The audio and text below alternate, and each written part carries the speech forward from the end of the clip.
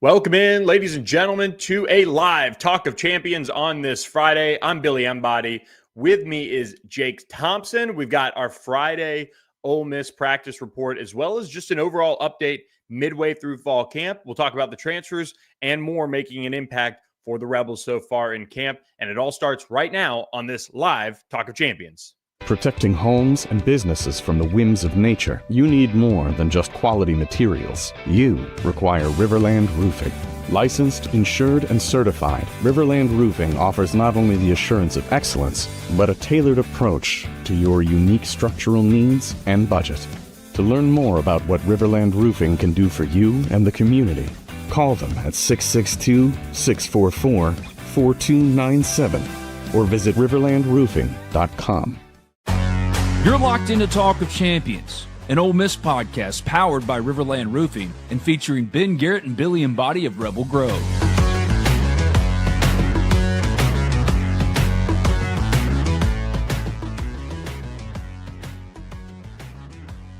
A happy Friday to all of you out there. Hope you guys are enjoying it, as Ole Miss is one more week pretty much through fall camp, closer to their season opener against Georgia State. I'm Billy Embody. With me, Jake Thompson on this Friday.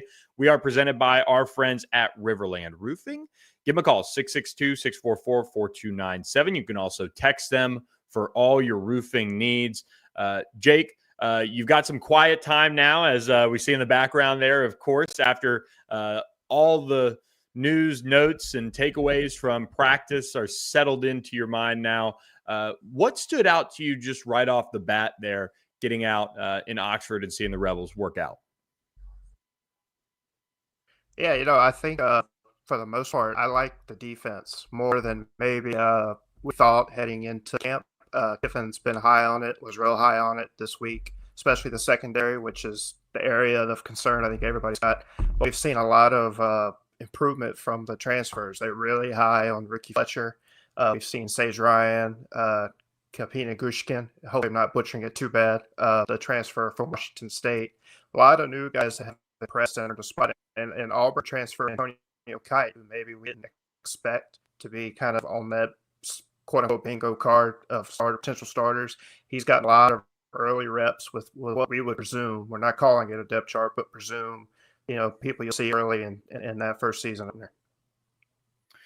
And when you look at that D-line, I think that's the one where you lose so much from a standpoint of guys like J.J. Pegues, Walter Nolan, along the interior, players like that. But William Eccles and the entire crew that they've got there, and you guys can follow along on the practice report over at rebelgrove.com. You can subscribe for just $1. But that 1A, 1B tandem of William Eccles and Jam Brown that they've been rolling out there, they've also got some other pieces like Xavier Harris in the mix there. And of course, Andrew Maddox is going to make a play to get some time as a true freshman. But that size just doesn't grow on trees. And that's where that defense can kind of be anchored a little bit if they stay healthy. And that can maybe, continue that strong play as far as slowing down the run game of opponents, forcing them to pass. And then maybe that, will allow some of the athleticism of Antonio Kite to kind of take over, because he's one of the most athletic players on the team. I was talking with a source over the summer that was watching them work out, and he said, look, Antonio Kite might be able to go out for our dear friend Chris Beard and play a little point guard. He could throw down, and that's not, everything in this world of college football, but it's important to, at the SEC level, you're talking about elite athletes. And Ole Miss had to go out and piece together the secondary. They had to find sleepers. They had to find guys coming off of injuries and things like that and kind of check those boxes in that secondary. But, they didn't have to mess with a lot of the interior of that defensive line. That group continues to stand out. Yeah, speaking of Chris Beard, he had Pete Golding on for his first fireside chat earlier this summer. And, Pete kind of put it up there that he doesn't see a drop off or a fall off or letdown, whatever the phrase was, because he kind of knew that was the narrative, and reasonably so. It's going to be hard to have four guys who are now fighting for NFL rosters or got drafted on the line, all gone. and then having the backups and new guys and transfers come in and expect you're getting to that dominant defensive line you got. But we actually got a Jam Brown today after practice, and he's been echoing his like, no, we might be different looking, we might be different talented, but he did not expect a drop off. And I think that's key to kind of what you're saying and tying into the secondary. They've got to have that pass rush, that pass, urging that quarterback to not let him have time for the deep balls, because still think the secondary will be good, but they've got to get those sea legs under them and play against a different defense. I think Georgia State's a great one to kind of toe in, get those guys in there, and then Kentucky right after you're in the deep waters. So I like the optimism, and William Eccles, that young guy, he's gotten a lot of reps next to Xavier Harris, and they seem to really like Deshaun Olmack, the LSU transfer. We all kind of had our eyes on maybe Prince Will, the other Umamiel, coming in and maybe getting that spot. But the LSU transfer has kind of seen the field a lot. Today we saw Prince Will get some action on, I guess, what would be his right side, with Perkins on the left side, kind of still being that hybrid, linebacker, dipping back and pass coverage. So I think Golding knows what he's got, and they've kind of maybe kept it close to the vest. And like you said, who I've talked to, they're starting to now kind of pump their chest and do that promoting of how good this defense might be after there were a lot of doubts from January to now. Jake, I know you're a Creed guy. How can Ole Miss get taken higher this season? Who's going to be the keys to doing that? We look at this roster, and somebody made a great point on the message board. You don't have the hired guns, and they meant the big time former blue chip type of players that are here to, get paid a lot of money, be gone in a year. There's a lot of multi-year guys on this team. There is some of that with like a design Stribling. There's guys like Harrison Wallace.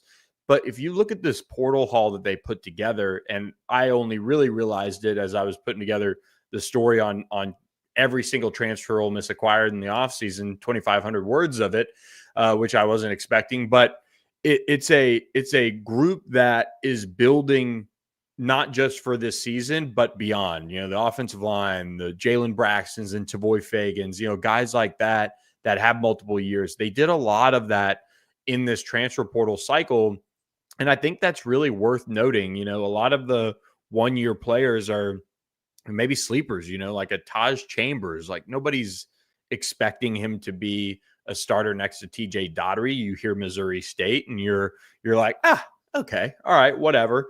And he goes out and puts on 20, 25 pounds. He's ready to start, it looks like. And as you look at this overall, class, I think it's one that in certain areas could very well improve Ole Miss so much that maybe they do hit some of their higher goals. Do you think the talent level from your overall vantage point of what you're seeing top to bottom in fall camp is there, that if the cookie crumbles the right way, they can get taken a little higher than that 10-win mark?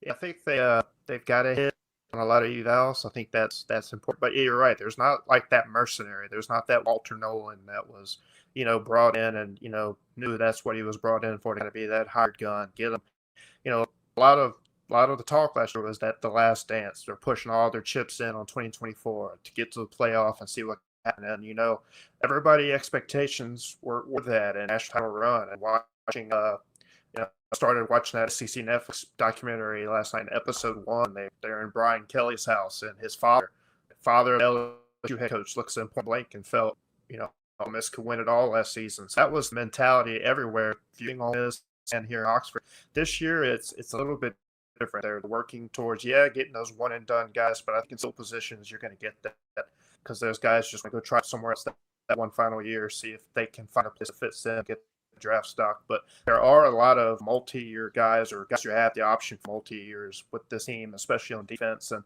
I kind of like that mentality of it's a new wrinkle to defense approach to the transfer portal. It's not just let's completely have to overhaul the roster every year. And I think that all part of that is, rev share. Schools are going to be able to kind of have more negotiating tactics and, kind of compete with what Ole Miss has kind of done in these first 4 or so years of NAL, where they've been kind of that lead dog and get guys to come here. They've got to find ways to evolve. So it's getting those guys that have the chance to be good now but also get that experience and keep them consistently in these conversations for years to come. And I like that with the defense, because I think they don't need to try to rehash and restock, reload every year on that side of the ball, because get those offensive guys. That's his bread and butter in recruiting, and he's going to get those receivers and running backs and quarterbacks with how his personality is recruiting wise. But not having to force Olding to have to go in every year and try to get those top mercenaries, so to speak, every year, it'd be a little bit easier task. And yeah, you mentioned Josh Chambers. He's the guy right now that's broken out of those three linebackers, the transfer linebackers. He's the guy that's sat in there lined up next to Daugherty. So I think there's going to be a lot of unsung guys from the summer and the spring that will become guys not just us, but get national attention if they pan out the right way midway through the season, heading into kind of those important weeks. And as somebody who's really come into this just recently over the last year, learning more about Lane's program, I think the biggest takeaway that I've had over the course of the last 3 months, following Lane, through the offseason, some of the things he said, the SEC media days appearances, was this week, like him sharing that confidence about his team. And even if he didn't come out and say, I'm really confident in this bunch that we're going to accomplish our goals and we're going to do this or do that, you could tell he's starting to really come around. And, I wonder in a weird way if and he said this on the first day of fall camp, he said, this team's going to have to be blue collar. They're going to have to go out and work their tail off and work at a different level than maybe these other teams have. And he didn't say that last part, but it's kind of implied. He looks at the team that they built from a depth perspective and a talent perspective, and they've had competition everywhere. Maybe outside of quarterback, they've had competition everywhere, whether it be the offensive line along the interior, whether it be the new running backs that have come in. You've got a deep wide receiver room, which he addressed earlier this week. They completely changed their secondary so much that now he's starting to feel it a little bit in that position group. Linebackers, multiple linebackers brought in, defensive end, upgrading that position. There's already competition along the interior of the defensive line at the tackle position. This is a team that midway through fall camp, they are built on competition. They are built on putting their best foot forward every single day, because that's the expectation. And if you don't, you're not going to end up seeing snaps, which is every team in college football. That's look, I get it. But at the end of the day, some teams are okay with having elite talent enough so that they maybe don't have to put their best foot forward every day because somebody's going to be there to pick up the slack. But just as much as Ole Miss doesn't have much room for error with this team that they've assembled, they also have a really good position of being so competitive at most everywhere on this roster. And I think Ole Miss, you could see it in national media trying to pick them. Some don't have them in the top 25. Some have them at, 15 or so. That's what they were in the coaches poll, which I think says a lot as far as maybe the respect that coaches have for what Lane's done as far as consistency in building his program. But this year's team is going to be very different. And I think everybody can kind of look ahead for the most part and think 2026 is going to be this really impressive season with so many pieces that are going to be back and guys in their second years in the program, like Ricky Fletcher has another year left. There are so many positives about what they assembled in the portal this offseason for next year. But at the same time, this team could be that sneaky good team that comes up and says, hold on, you thought Ole Miss was done with Jackson Dart leaving the program and graduating and all this talent out the door? This is the team that should have a chip on its shoulder. And I think that chip halfway through fall camp has really developed and it's shown so far as these guys have been out on the field. It just seems like there's a lot of work ethic out there. I know that's crazy to kind of, assess, but it's true. It just seems like there's a lot of competition.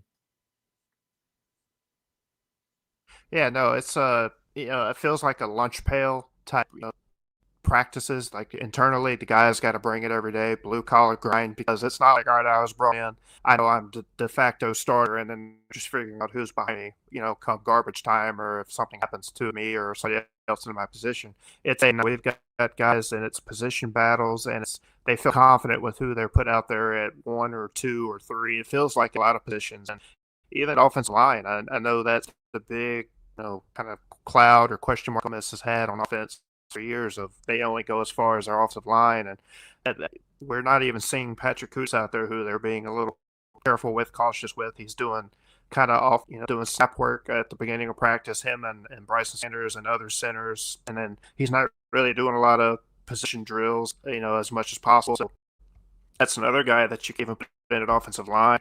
Defensively, I think it's one of those where you kind of, I'll go compare it back to my old newspaper high school coverage days. You got that senior heavy class, which started last year, where if they're ever going to do something, that's the year they're going to do it and start over, next year and wait for that class to come back or build up. That, I think there's a little bit of that this year, but they also realize, we may have hit really well on some of these guys while we were trying to plan for 2026. We can make a run at even further than what the expectations are. So I think there's some potential for that, I guess, house money if they can get some of the victories that maybe the sports books or national guys or even us think might be L right now, just matchup wise, if they can get some of those.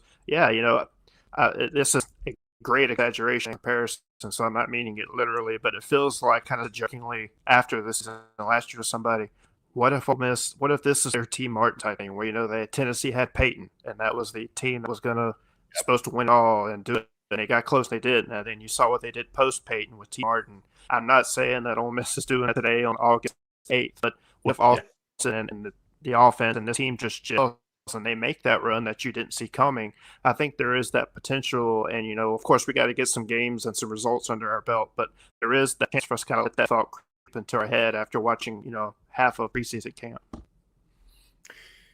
All right, we'll end on this. Who are your kind of midway through fall camp MVPs? One offense, one defense. Who's really caught your eye the most? Doesn't have to be, who's going to be the best player on this team, but who's had the best camp in your limited viewing periods? What have you kind of thought about two guys that stood out? And I think, defensively, I think it's, I'm going to say Kapina Kushkin.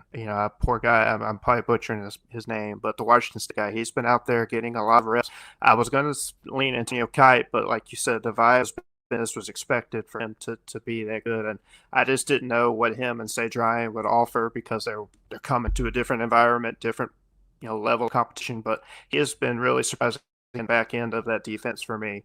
On offense, I think I'm going to go with Caleb Odom. I know that that's maybe an expected answer or wouldn't think maybe like yet, but because of having to move him to tight end with Luke Haas out right now, has shown I've seen a lot of versatility in what they've done with him, what we're able to watch in the tight end game, as well as still being a receiver. I think he's going to be that wild card. It can put him anywhere on the field utility-wise, and he's going to have a great season. And obviously, I think he's going to do better than he did in Alabama because they didn't really know where to put him with what they had ahead of him. That's not a knock on Caleb. It was just Alabama's Alabama. But Kiffin and them right now seem to know how to use him on the field, and I think right now he's kind of the standout. All right. Well, Jake Thompson, it's been fun on this Friday. Just wanted to get you guys light little practice report on the Rebels. Lots more to come on rebelgrove.com. Subscribe for just $1. We appreciate our friends at RiverLand Roofing for supporting us on Talk of Champions. Catch all of our work over on rebelgrove.com. For Jake Thompson, I'm Billy Embody. Hope you guys have a great rest of your weekend, and stay tuned. A lot more coverage to come on the site.